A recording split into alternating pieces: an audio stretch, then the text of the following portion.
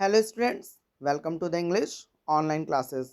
आज हम assertive sentence का पार्ट 3 डायरेक्ट इनडायरेक्ट नरेशन को समझेंगे। समय या स्थिति के निकटता सूचक शब्दों को बदलने के कुछ नियम होते हैं, इन्हें हम ध्यान से पढ़ेंगे। रिपोर्टेड स्पीच में प्रयुक्त समय अथवा स्थिति की निकटता सूचक शब्दों को दूरी प्रकट करने वाले शब्दों में बदल देते हैं। एगो का बिफोर, कम का गो, हैंस का देंस, हाइदर का दाइदर, हियर का देयर, जस्ट का देन, नाउ का देन, दिस का दैट, दीज का दोज, दस का so, tonight, today that day, tomorrow the next day और द फॉलोइंग डे, यस्टरडे का होगा द प्रीवियस डे और the before day, last week, last year का होगा द प्रीवियस नाइट या previous week, the previous year, और next week या next month और नेक्स्ट ईयर का होगा the following week, the following month, the following year. Yesterday morning का होगा द प्रीवियस मॉर्निंग और द मॉर्निंग बिफोर। कुछ इस प्रकार से शब्दों में परिवर्तन हो जाते हैं, मतलब निकटतम शब्दों को दूरी बताने वाले शब्दों में परिवर्तित कर दिया जाता है। आइए कुछ इसके एग्जांपल्स देखते हैं। Direct, he said to them I will leave you now, he told them that he would leave them then.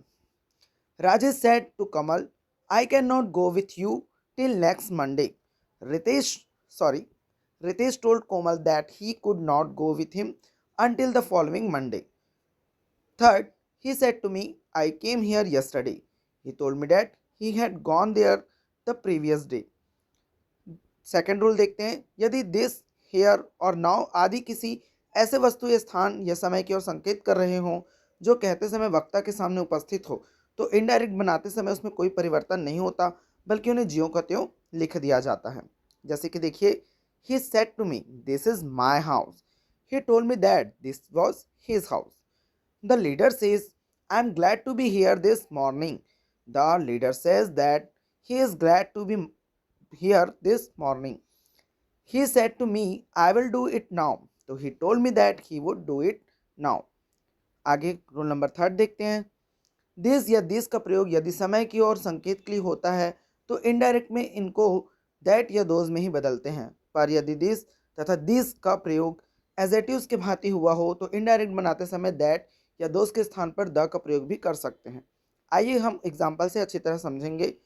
He said that we are going to a party this week, तो होगा he said that they were going for a party that week.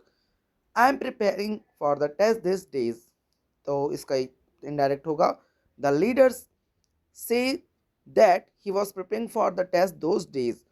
तीसरा देखते हैं। He said I have typed all this essays, इसका answer होगा he said that he had typed all the essays, या फिर हम ऐसा भी कह सकते हैं he said that he had typed all those essays. कुछ विशेष परिवर्तन। पहला, कभी कभी रिपोर्टेड स्पीच में कुछ नाउन्स वोकेटिव केस में आ जाते हैं। इनडायरेक्ट नरेशन में परिवर्तन करते समय रिपोर्टिंग वर्ब के ऑब्जेक्ट बन जाते हैं। जैसे डायरेक्ट में Hemant said Ashok I shall give you a book, तो Hemant told Ashok that he would give him a book. Second, my son said the old farmer I am planting this trees for you, तो answer होगा the old farmer told his sons that he was planting those trees for them. B number, यदि inverted commas के अंदर संबोधन के शब्द का प्रयोग है तो उनके ऑब्जेक्ट में बदल देते हैं या फिर उन्हें एड्रेस एस के बाद रखते हैं। जैसे कि naughty boy said his mother you have been fighting again, तो addressing her son as a naughty boy the mother said that he had been fighting again. तीसरा, निडंट को इनडायरेक्ट स्पीच में ज्यों का त्यों रहने देते हैं।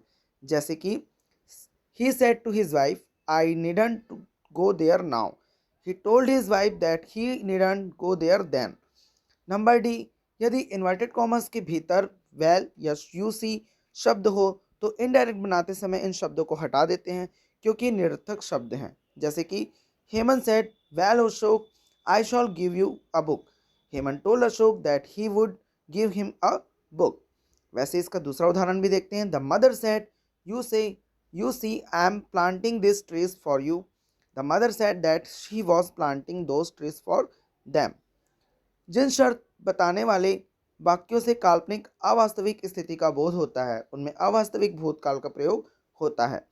इनडायरेक्ट स्पीच में इनमें कोई परिवर्तन नहीं होता है। जैसे कि He said, if my college was near the house, would always be on time. He said that if her college was near the house, she would always be on time. Reported speech में thank you का प्रयोग होने पर indirect speech में reporting verb को thanked में बदल देते हैं।